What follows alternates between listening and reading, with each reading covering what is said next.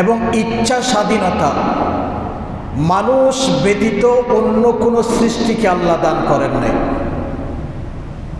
তো যেহেতু এত স্বাধীনতা আল্লাহ মানুষকে দিয়েছেন, এত নিয়ামত ভোগ করার অধিকার মানুষকে আল্লাহ দিয়েছেন, সুতরাং উচিত ছিল মানুষকে সবচেয়ে বেশি বাধ্য করা, কিন্তু মানুষকে আল্লাহ বাধ্য করেন না।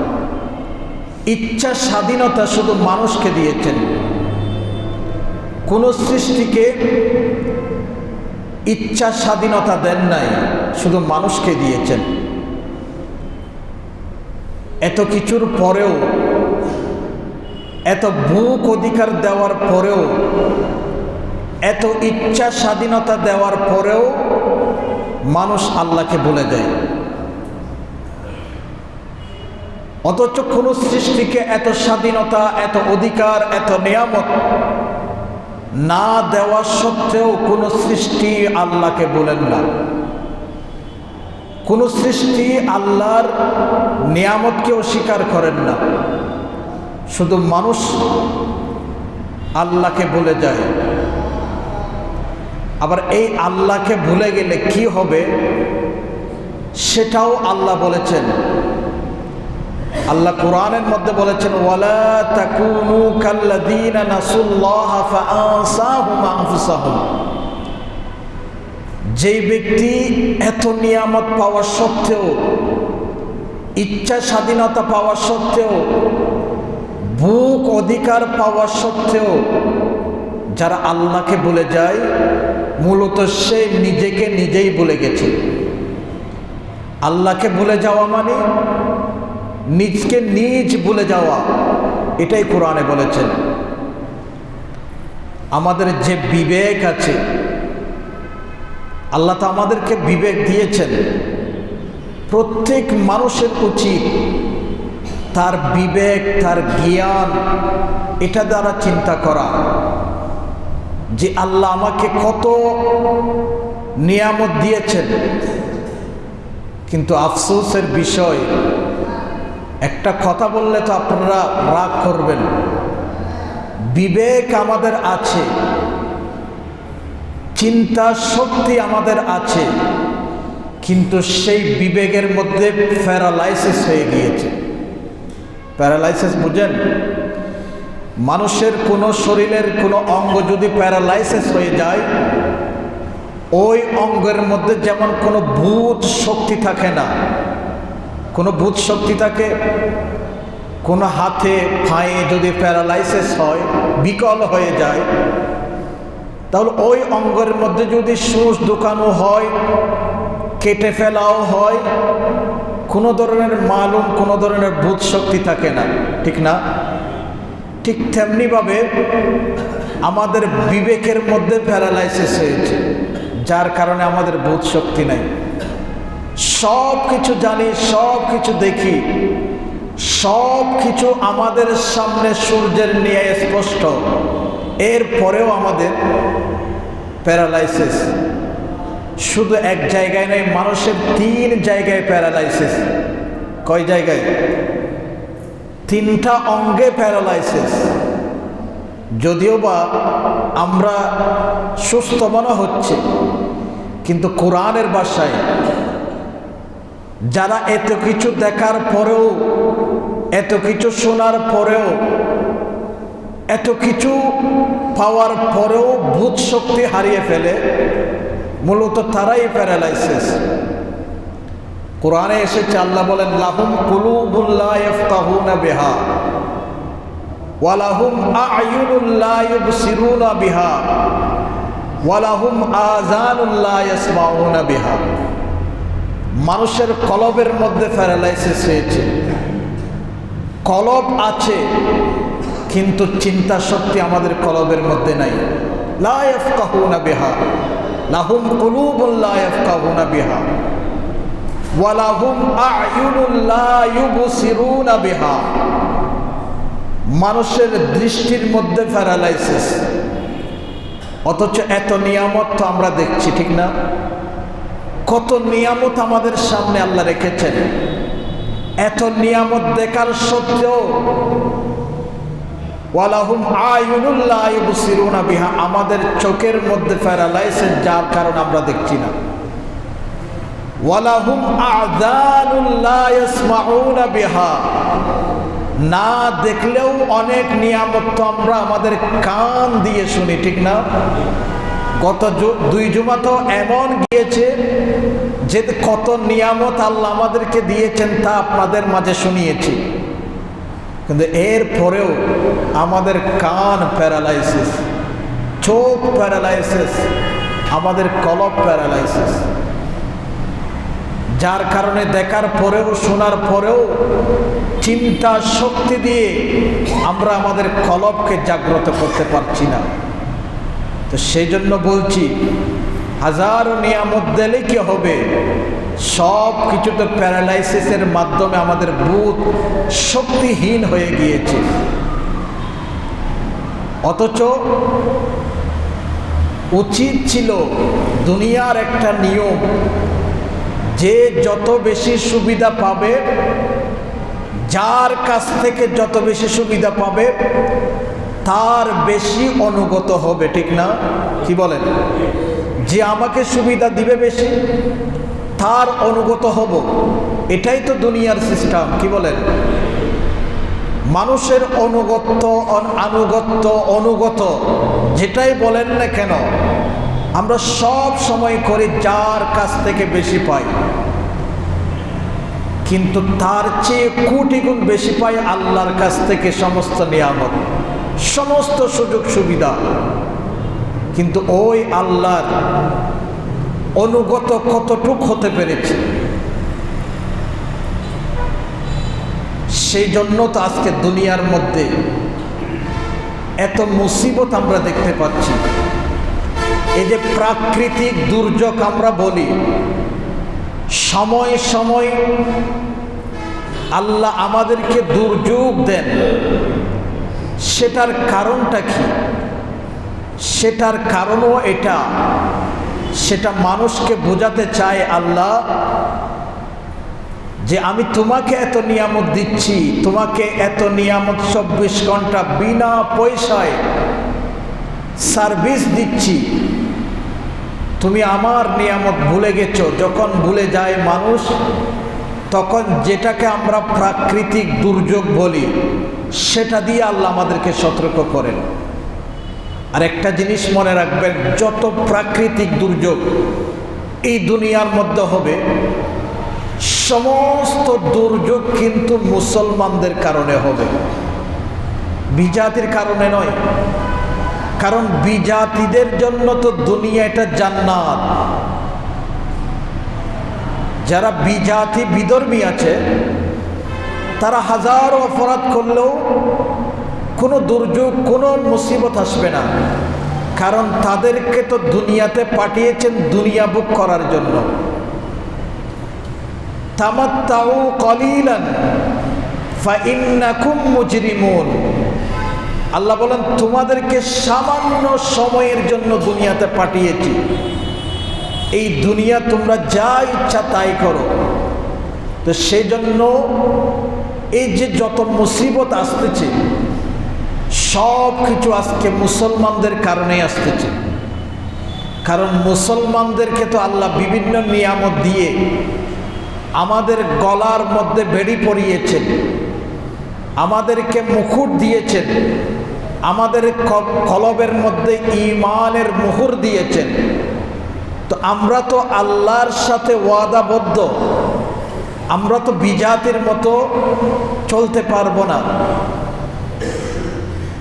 আমরা বিজাতিদের মতো চলতে পারবো না। যদি আমরা বিজাতিদের মতো চলতে যাই, যখন বিজাতিদের মতো করে সামঞ্জস্যপূর্ণভাবে তাদের মতো করে যখন আমরা চলি, তখন আমাদের উপর আল্লাহ বিভিন্ন সময় অপারেশন চালান।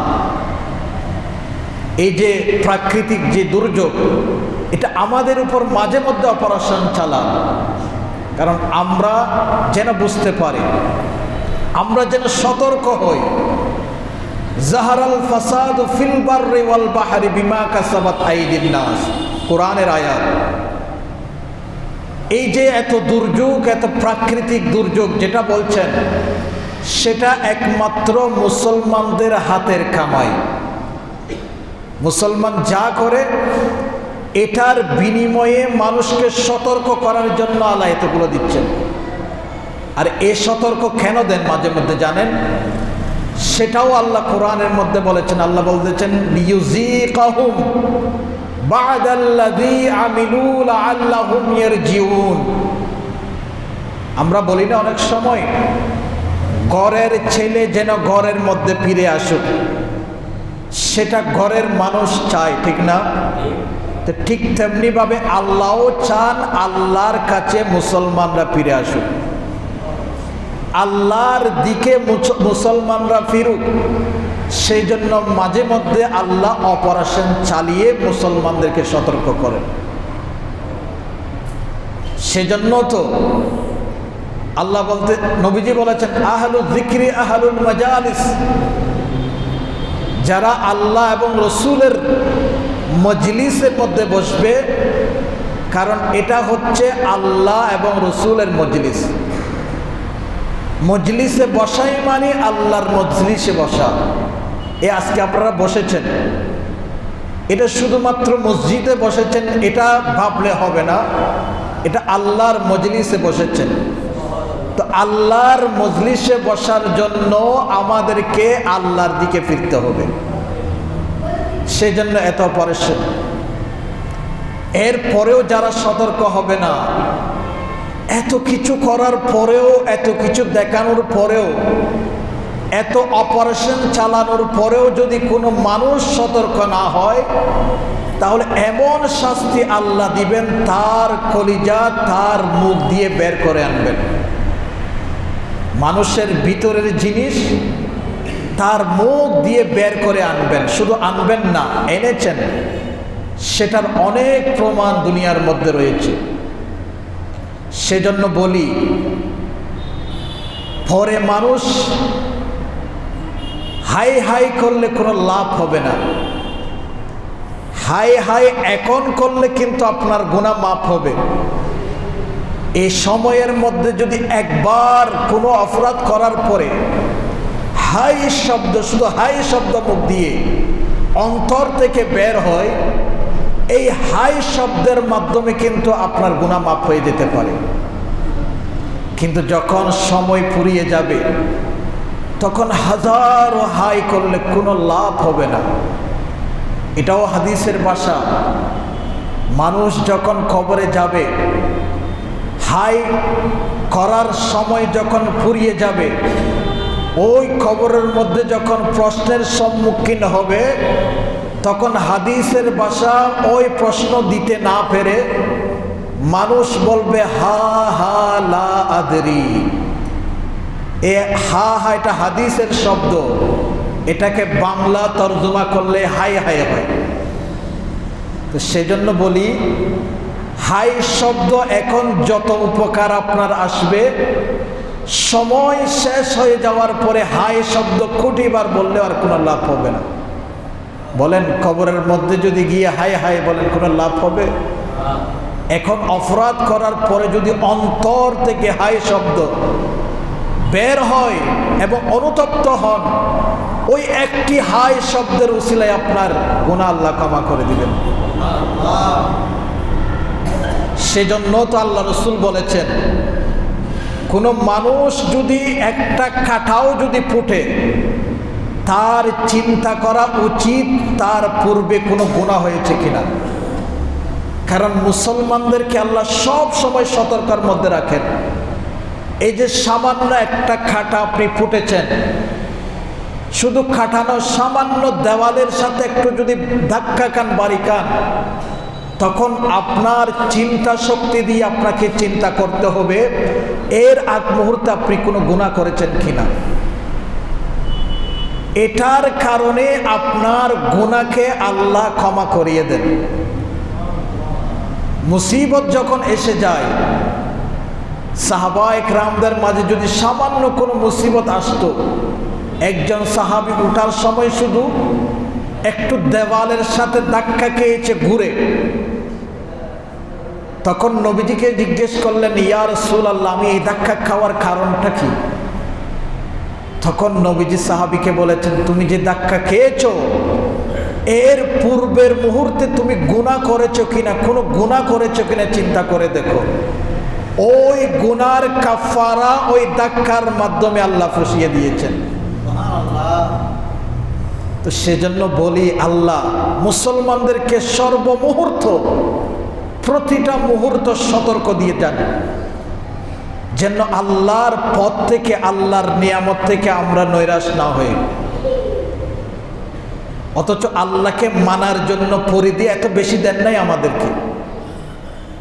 আল্লাহকে মানার জন্য যে পরিধিগুলো দিয়েছেন আল্লাহ, এগুলা কি বেশি দিয়েছেন? নিয়ামতের তুলনায় অনেক অনেক কোটি গুণ কম আল্লাহকে মানার পরিধি দিয়েছেন। আপনি একটু চিন্তা করুন, সকালে যে আমরা ঘুম থেকে উঠতে পারলাম, আচ্ছা বলুন, যখন আমরা রাত্রে ঘুমাতে যাই, একটু খেয়াল করবেন, যখন রাত্রে আমরা ঘুমাতে যাই, ঘুমানোর দোয়া আমরা পড়ি না? কি বলেন, পড়েন না মনে হয় আপনারা? ঘুমানোর দোয়া এটা জানেন? যখন ঘুমাতে যাই আমরা কি বলি আল্লাহর দরবারে? আল্লাহুম্মা বিইসমিকা আমুতু ওয়া আহইয়া। হে আল্লাহ, আমি তোমার নামে মরতে গেলাম। কোথায় গেছেন? আপনি নিজের মুখে স্বীকার করেছেন আপনি মরে যাচ্ছেন। এটা আমরা তো দোয়া পড়ি, কিন্তু দোয়ার অর্থ কোনোদিন চিন্তা করি না। আল্লাহ, তোমার নামে আমি মরতে বসলাম। ওয়া আহইয়া, এটা তো পরে বলতেছেন, আগে মৃত্যুর কথা বলতেছেন। তো ঘুম মানে এটা তো মানুষের মৃত্যু এক প্রকারের, ঠিক না? কি বলেন? তো আপনি স্বীকার করে গিয়েছেন আল্লাহর দরবারে আপনি মরতে যাচ্ছেন। সেই মরা থেকে সকালে আপনাকে জাগ্রত করলো কে? তো এটার শুকরিয়া আপনি আদায় করতে পারবেন? শুধু ঘুম থেকে জাগ্রত হয়েছেন সকালবেলা, আর গুলো বাদই দিলাম। সকাল থেকে যত নিয়ামত ভোগ করছি সব কিছু বাদ দিলাম, শুধু ঘুম থেকে যে জাগ্রত হলাম এটার শুকরিয়া সারা জীবন আদায় করলেও শেষ করতে পারবো না। এরপরে যা আসতেছে এগুলা তো গত জুমায় কিছু কিছু বললাম, এর আগের জুমায় বললাম, বাদ দিলাম। এত যে নিয়ামত আল্লাহ আমাদেরকে দিয়েছেন, এই নিয়ামতের চেয়ে আল্লাহকে মানার পরিধি অনেক অনেক গুণ কম।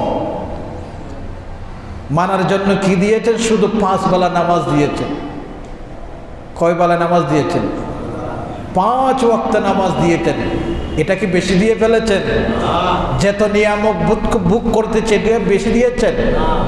বছরে 30 দিন রোজা দিয়েছেন। বছরে কয়দিন দিয়েছেন? 30 দিন। 365 দিনের মধ্যে মাত্র 30 দিন রোজা দিয়েছেন। যাদের তৌফিক আছে জীবনে একবার হজ দিয়েছেন।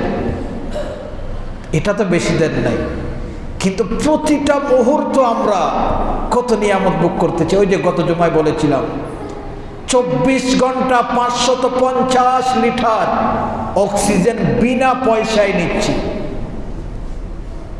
বললাম না, এই প্রতি লিটার অক্সিজেনের মূল্য যদি পানির দরে দেওয়া হয়, 550 লিটার অক্সিজেনের মূল্য নয়, পানির মূল্যে যদি অক্সিজেনের টাকা আমাদেরকে দিতে হতো 16,500 টাকা শুধু দৈনিক অক্সিজেনের মূল্য দিতে হতো আমাদেরকে।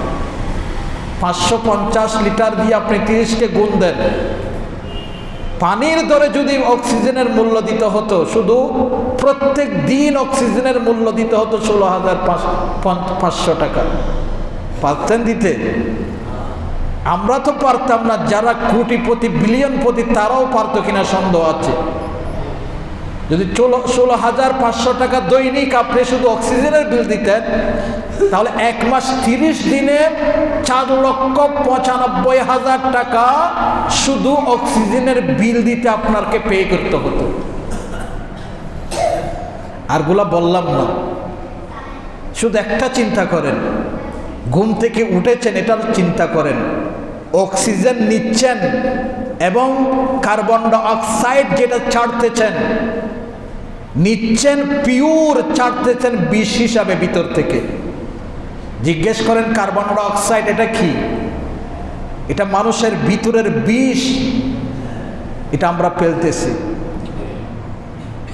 তো যেটা বলছিলাম, নেয়ামত তো অনেক ভোগ করতেছি, কিন্তু আল্লাহকে মানার পরিধি তো সামান্য, এটাও আমরা করছি না। দৈনিক 5 ওয়াক্ত নামাজ কয়জন পড়তেছি ওয়াক্ত মোতাবেক? আজকে জুমার দিন উচিত ছিল 11টা 12টা থেকে মসজিদ ভরপুর হয়ে যাওয়া, অথচ 1টা পার হয়ে গিয়েছে, মসজিদের অর্ধেকও ভরপুর হয় নাই। অথচ সরকার আজকের দিনে ছুটি ঘোষণা করেছেন কিসের জন্য? আজকের জুমার নামাজকে কেন্দ্র করে শুধু এটার প্রস্তুতি নেওয়ার জন্য, যথা সময়ে যেন মানুষ মসজিদে উপস্থিত হতে পারে। আজকে তো ছুটি, আজকে তো কোনো কাজ নেই। তো আজকের দিন সব কিছুর কেন্দ্র বিন্দু ছিল শুধু মসজিদ, শুধু নামাজ, শুধু জুমা। অথচ জুমার টাইম, নামাজের টাইম আর আধা ঘন্টাও নেই। এখনো মসজিদে মানুষ অর্ধেক ফিল আপ হয় না। আফসোস করে বলতেছি কথাগুলা। নিয়ামত তো প্রতি মুহূর্তে আমাদেরকে ভরপুর করছেন নিয়ামত দিয়ে। সেজন্য বলছি, অপারেশন মাঝে মধ্যে আমাদের মাঝে চালাই। এই যে আপনারা জানেন কিনা জানি না, বুধবার রাতে 3:30 থেকে শুরু করে 13 ঘন্টায় 3 বার ভূমিকম্প আমাদের বাংলাদেশে। খবর আছে, জানেন না আপনারা? গত রাতের আগের রাত 3:30টায় একবার হয়েছে, এরপরে 13 ঘন্টায়, অর্থাৎ কালকে সকাল পর্যন্ত, কালকে বিকাল 4:30টা পর্যন্ত, এই 13 ঘন্টায় এই বাংলাদেশের মধ্যে, যদিও বা রেক্টার স্কেলের মান খুব সামান্য ছিল, 3 পয়েন্ট সামথিং ছিল, এরপরেও তো এটা ভূমিকম্প। আপনারা জানেন না, আমরা তো গুনার কাজে এমনভাবে লিপ্ত হয়েছি, আমাদের পায়ের নিচে মাটি কম্পন হচ্ছে, এটার পর্যন্ত খবর নেই আমাদের। ওই যে বললাম সতর্ক অপারেশন, এটা এক ধরনের অপারেশন। ভূমিকম্প এটা এক ধরনের অপারেশন। এই অপারেশন কেন? আল্লাহর দিকে ফিরে আসার জন্য। সতর্ক মুসলমানদের কি করতেছে? এই যে ভূমিকম্প, এগুলো সব মুসলমানদের হাতের কামাই। আগেই বলেছিলাম, সব মুসলমানদের কারণে হচ্ছে। যে বিপদ আমরা দেখতে পাচ্ছি, উচিত ছিল আরো বেশি বিপদ আসা আমাদের কর্মের কারণে। এমন এমন কাজ আমরা করছি প্রতি মুহূর্তে। বিজাতিদের কথা বলছি না, আমি বারবার বলতেছি, মুসলমানদের কর্মকাণ্ড এমনভাবে চলছে, বিপদ আরো বেশি আসার উচিত ছিল। 13 ঘন্টায় 3 বার হয়েছে, খবর হয় নাই। এই 13 ঘন্টা 3 বার যদি আমাদের খবর হতো, 5 পয়েন্ট, গত শুক্রবার যেটা হয়েছিল 5.7, এই মাত্রার ভূমিকম্প যদি প্রতি রাতেই হতো, আপনারা বলেন একজন কোটিপতিও তার কোটি টাকার বিল্ডিংয়ের মধ্যে থাকতে পারত? কেউ থাকতো? সবাই রাস্তার মধ্যে চলে আসতো। কোটি বিলিয়ন টাকা দিয়ে আপনি ইন্টেরিয়র ডিজাইন দিয়ে আপনি রুম তৈরি করেছেন, কামরা তৈরি করেছেন, টাওয়ার বানিয়েছেন, কিন্তু এক রাতে যদি 3 বার কম্পন হয়, ওই কোটি টাকার বিল্ডিংকে আপনি লাথি মেরে আপনি রাস্তার মধ্যে চলে আসবেন, ঠিক না? কি বলেন? আমি গরিবের কথা বাদই দিলাম, বড় লোকের কথা বলছি। তখন কোথায় যাবে গরম, কোথায় যাবে শীত? শুধু নিজের জানকে বাঁচানোর জন্য সব আরাম আয়েশ ত্যাগ করে সবাই রাস্তার মধ্যে চলে আসতো। এটা সাধারণ আওয়াম বলেন কিংবা আলেম বলেন, সবাই। তো যেটা বলতেছিলাম, ভোগ আমরা সবাই করি, কিন্তু আপনি ভোগ করবেন, কিন্তু অবাধ্য হলে শাস্তির জন্য প্রস্তুত নিবেন না, প্রস্তুত থাকবেন না, এটা হতে পারে না। ভোগ যেমন করবেন, আবার আল্লাহর অবাধ্য হলে শাস্তি অবশ্যই আল্লাহকে পেতে হবে। দুনিয়ার একটা উদাহরণ দিই, নিজের ছেলেকে মানুষ করার পরে, শিক্ষিত করার পরে, নিজের ছেলে যখন ঘরের মধ্যে বসে থাকে, কোনো কাজ কাম করে না, তখন সকল মা বাবা বলে, তোকে এত সুন্দর লেখাপড়া করিয়ে, এত টাকা ইনভেস্ট করিয়ে, তোর পিছনে এত সময় ব্যয় করিয়ে তোকে মানুষের মতো মানুষ করেছি, ঘরে বসে থাকার জন্য নয়। কি বলেন, বলে না মানুষ? একজন বেকার ছেলে ঘরের মধ্যে বসে থাকলে মা বাবা নিজেও সহ্য করতে পারে না, অথচ বাবা মারা গেলে তার সম্পত্তি এগুলো কে পাবে? ওই ছেলেই তো পাবে, ঠিক না? যে সম্পদ বাবার আছে, বাবা চলে যাওয়ার পরে সম্পত্তির মালিককে ওই ছেলে। ওই ছেলেকেও নিজের বাবা মা বলে, তোকে এত কষ্ট করে লালন পালন করেছি, ঘরে বসে রাখার জন্য নয়। তো নিজের মা বাবার সম্পদ নিজের ছেলে সন্তানের হওয়া সত্ত্বেও ওই মা বাবাকে যদি ছেলে সন্তান এটা বলতে পারে, তাহলে আল্লাহর প্রতিনিয়ত এত নিয়ামত ভোগ করতেছেন, আল্লাহ কিছু করবেন আপনাকে? এটা তো মেনে নেওয়া যায় না।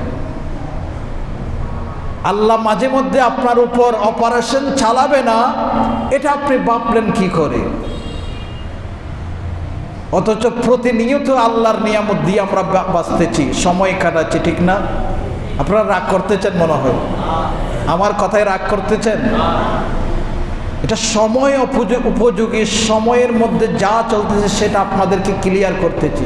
ওই যে বললাম, আমাদের বিবেক প্যারালাইসিস, আমাদের চোখ প্যারালাইসিস, আমাদের কলব প্যারালাইসিস, আমাদের কান প্যারালাইসিস। প্যারালাইসিস হলে যেমন বুধ শক্তি কমে যায়, আমাদের বুধ শক্তি কমে গিয়েছে, দেখার পরেও দেখছি না, শোনার পরেও শুনছি না, বিবেক শক্তি থাকা সত্ত্বেও আমরা বিবেক দিয়ে বিচার বিশ্লেষণ করছি না। প্যারালাইসিস। এরপরেও তো আল্লাহ কম দিচ্ছেন অনেক। অথচ হযরত উমর রাদিয়াল্লাহু তাআলা ওনার জামানায়, ওনার শাসন আমলে একবার ভূমিকম্প হয়েছিল। ভূমিকম্প হওয়ার সাথে সাথে হযরত উমর রাদিয়াল্লাহু তাআলা একটা দুর্রা রশি নিয়ে মাটির মধ্যে বাড়ি দিয়ে দিয়ে বলতেছেন, আলা আদিলু লিমাযা ইয়াতাজালজাল। হযরত উমর বলতেছেন ভূমিকম্পকে, আমি কি বেইনসাফি করলাম? আমি কি ন্যায়সঙ্গতভাবে দেশ পরিচালনা করছি না? আমি যদি ন্যায়সঙ্গতভাবে যদি দেশ পরিচালনা করে থাকি, আল্লাহকে মেনে থাকি, আল্লাহকে ভয় করে থাকি, তুই ভূমিকম্প আমার এখানে এসে ভূমিকম্পর মতো এত কম্পন সৃষ্টি করতেছিস কেন? কে বলতেছে? উমর বলতেছেন ভূমিকম্পকে। আমি তো সব কিছু আল্লাহর হুকুমের মাঝে করতেছি, আল্লাহর হুকুমের ভিতরেই করতেছি, কোনো ধরনের অন্যায় আমি যেমন করছি না, আমার রাষ্ট্রের মধ্যে কোনো মানুষকে করতে দিচ্ছি না, সুতরাং শুধু শুধু এখানে এসে আমাকে ডিস্টার্ব কেন করছিস? এই কথা বলার সাথে সাথে ভূমিকম্প ওই যে তখন বন্ধ হয়েছে, আর কোনো দিন ভূমিকম্প আর হয় নাই। আমরা কি বলতে পারবো? বলার শক্তি যুক্তি আমাদের আছে? আমাদের নাই। কারণ আমরা তো সব সময় ইনসাফকে প্রাধান্য দিচ্ছি না, অন্যায়কে প্রাধান্য দিচ্ছি, যার কারণে এত বিপদ, এত ভূমিকম্প, এত প্রাকৃতিক দুর্যোগ, সব কিছু মুসলমানদের হাতের কামাই।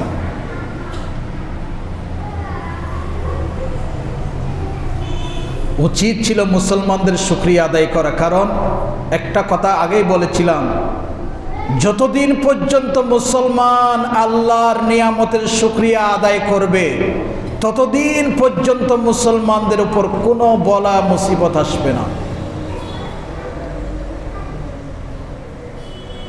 শুকরিয়া আদায় করলে মুসলমানদেরকে আল্লাহ কষ্ট দিবেন না। এখন তো আমরা শুকরিয়া আদায় করি না। আল্লাহ যা নিয়ামত দিয়েছেন, যুবকের যৌবন দিয়েছেন আল্লাহর শুকরিয়া আদায় করার জন্য, পুরুষের পুরুষত্ব দিয়েছেন আল্লাহর শুকরিয়া আদায় করার জন্য, রূপসীর রূপ দিয়েছেন আল্লাহর শুকরিয়া আদায় করার জন্য। ওই রূপসী তার রূপ দেখে যদি তার ঘরের কামরায় আয়নার সামনে গিয়ে তার রূপ দেখার সাথে সাথে যদি আল্লাহর দরবারে শুকরিয়া আদায় করত, আল্লাহ তুমি আমাকে এত সুন্দর রূপ দান করেছো, এটার শুকরিয়া আদায় করতেছি, এই রূপের শুকরিয়া যদি আদায় করত রূপসী, ওই রূপসীর উপর কোনো ধরনের বলা এবং মুসিবত আসতো না। এখন তো আমাদের রূপসীরা শুকরিয়া আদায় করে না, ওই রূপ দিয়ে তার সৌন্দর্য প্রদর্শন করে। কি বলেন? মডেলিং যেটা করতেছে, মডেল যারা, তারা সৌন্দর্যের প্রদর্শন করতেছে না? বলেন না? মানুষের সামনে গিয়ে তার সৌন্দর্য দেখানো, এটা তো এক প্রকারের সৌন্দর্য প্রদর্শন করা। তো এটা তো উচিত ছিল না। রূপ দিয়েছেন সেটা শুধু তার স্বামীর সামনে প্রকাশ করার জন্য, মানুষের সামনে প্রকাশ করার জন্য তো রূপ দেন নাই আল্লাহ। তো যার কারণে এত বলা মুসিবত। আজকে মহিলাদের রূপ ঘরে প্রকাশ হচ্ছে না, বিশ্বের মাঝেই প্রকাশ হচ্ছে, অথচ এই রূপ ধরে রাখার কথা ছিল নিজের কামরায়, নিজের ঘরে। নিজের কামরায় ধরে না রেখে এটা প্রত্যেকটা ঘরে ঘরে ওই রূপ প্রদর্শন হচ্ছে, ঠিক না? কি বলেন? প্রত্যেকের ঘরে টেলিভিশন আছে না? প্রত্যেকের ঘরে মোবাইল আছে না? ওই মোবাইল এবং টেলিভিশনের মাধ্যমে প্রত্যেকের সামনে ওই রূপসীর রূপ প্রদর্শন হচ্ছে। অথচ এই রূপ এটা একটা আল্লাহর নিয়ামত, যেটা মানুষকে, মহিলাকে আল্লাহ দিয়েছেন, এত দামি করেছেন মহিলাদেরকে, মা বোনদেরকে। একটা জিনিস মনে রাখবেন, হীরা তো আপনারা চিনেন। পৃথিবীর মধ্যে যত শাইনিং বস্তু আছে, সবচেয়ে শাইনিং বস্তু হচ্ছে হীরা। হীরা নাড়লে আপনার চোখের জ্যোতি পর্যন্ত ধরে যাবে, ঠিক না? হীরা দেখেন না মনে হয়? হীরার টুকরা যখন আপনার চোখের সামনে নিয়ে একটু ঘোরাবেন, তার শাইনিংয়ের কারণে আপনার চোখ ধরে যাবে। হীরার মধ্যে এত শাইনিং আসলো কেন? কারণ জানেন? কারণ ওই হীরাকে আল্লাহ কয়লার ভিতরে লুকিয়ে রেখেছেন। কোথায় লুকিয়ে রেখেছে? হীরা তো মানুষের চোখে সচরাচর পড়ে না, ঠিক না? ওই হীরা থাকে কোথায়? কয়লার ভিতরে। আমরা যে স্বর্ণ, আমাদের জন্য স্বর্ণ সবচেয়ে দামি, হীরা তো তার চেয়ে আরো দামি। এই স্বর্ণ কোথায় থাকে জানেন? স্বর্ণের খনি কোথায়? মাটির ভিতরে। আবার এটা সাধারণ মাটি নয়, আমাদের দেশের মাটি নয়, এটার জন্য স্বতন্ত্র একটা মাটি আছে। স্বর্ণকে আল্লাহ লুকিয়ে রেখেছেন, কারণ এটা দামি বস্তু, এটা মাটির ভিতরে লুকিয়ে রেখেছেন। হীরা তার চেয়ে আরো বেশি দামি বস্তু, সেই জন্য এটা কয়লার ভিতরে লুকিয়ে রেখেছেন। মানুষের ভিতরে মহিলাদের দাম অনেক বেশি বিদায় আল্লাহ মহিলাদেরকে বোরকার ভিতরে লুকিয়ে রেখেছেন। মহিলারা যখন বোরকার ভিতর থেকে বের হয়ে মানুষের ঘরে ঘরে চলে গিয়েছে, তখন থেকে এই মুসিবত আমাদের মাঝে এসে উপস্থিত হয়েছে। আল্লাহ তো দাম দিয়েছেন, আফসোস সেই দাম, সেই মূল্যর মর্যাদা আমরা দিতে জানতেছি না।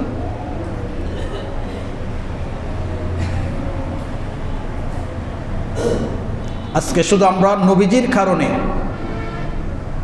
আমাদের, ওই যে আগে বললাম, বিপদ আরো বেশি আসা উচিত ছিল। শুধু নবীর কারণে বিপদ আসতেছে না, নবীজির সাথে আল্লাহর ওয়াদা হয়েছে, ইয়া রাসূলুল্লাহ, যতদিন আপনি আপনার উম্মতের মাঝে থাকবেন এবং আপনার সুদৃষ্টি, রহমতের দৃষ্টি আপনার উম্মতের প্রতি থাকবে, ততদিন পর্যন্ত আপনার উম্মতকে আমি সমূলে ধ্বংস করব না। আগের উম্মতকে যেভাবে সমূলে ধ্বংস করেছেন, আমাদেরকে সেভাবে সমূলে ধ্বংস করতেছে না। অথচ আগের উম্মতের চেয়ে আমরা বেশি অপরাধ করতেছি, আমরা বেশি নাফরমান আল্লাহর করতেছি। এখনো পর্যন্ত জমিনের উপর টিকে আছি, শুধুমাত্র নবীজির রহমতের দৃষ্টি আমাদের উপর এখনো আছে বিদায় আমরা এখনো টিকে আছি। এরপরেও আমরা কয়জন মানুষ নবীর উপর দরুদ পড়তেছি? কয়জন মানুষ শতবার দরুদ শরীফ পড়তেছি? দৈনিক তো একবারও পড়তেছি না। অথচ আজকে জুমার দিন আজকে দরুদের দিন, অথচ নামাজ শেষে সবাই চলে যায়, নবীকে সালাম দেওয়ার মতো মানুষ তেমন কোনো পাওয়া যায় না। সারা সপ্তাহ তো আমাদের ব্যস্ততার কারণে নবীর উপর দরুদ পড়তে পারি না, অন্তত পক্ষে আজকে জুমার দিনের উসিলায় মসজিদে এসেছি, সুযোগ তো ছিল নামাজের পরে সম্মিলিতভাবে সবাই যেভাবে কাতারবন্দি হয়ে জামাতে নামাজ পড়ি, নামাজ শেষে নবীকে সালাম দেওয়ার জন্য একটু অপেক্ষা করা। 5 মিনিট আমরা সময় দিতে পারছি না নবীকে সালাম দেওয়ার জন্য, অথচ নবীর কারণে আমরা এখনো পৃথিবীর জমিনে টিকে আছি। একবারও আলহামদুলিল্লাহ আমরা কেউ বলছি না। খাবার খাওয়ার সময় রাগ করবেন না, আমরা তো জানোয়ারের মতো করে খাই। খাবারের শুরুতে কয়জন মানুষ বিসমিল্লাহ বলি, আর কয়জন মানুষ খাবার শেষে আলহামদুলিল্লাহ বলি, যার কারণে ওই খাবার এগুলো আমাদের জন্য নিয়ামত না হয়ে আমাদের জন্য ভিতরে যাওয়ার পরে এগুলো রোগ সৃষ্টি হচ্ছে, ফুড পয়জন হচ্ছে। অথচ যদি যে খাবার খাচ্ছেন শুরুতে বিসমিল্লাহ শেষে আলহামদুলিল্লাহ যদি বলতেন, এটা আপনার জন্য ওই খাবার থাকতো না, শেফা হয়ে যেত, এটা মেডিসিন হয়ে যেত। কিন্তু ওই নিরাপদ খাবার আপনার পেটের ভিতরে যাওয়ার পর এটা বিষক্রিয়া হচ্ছে। এটা সবার হচ্ছে, শুধু আপনার না।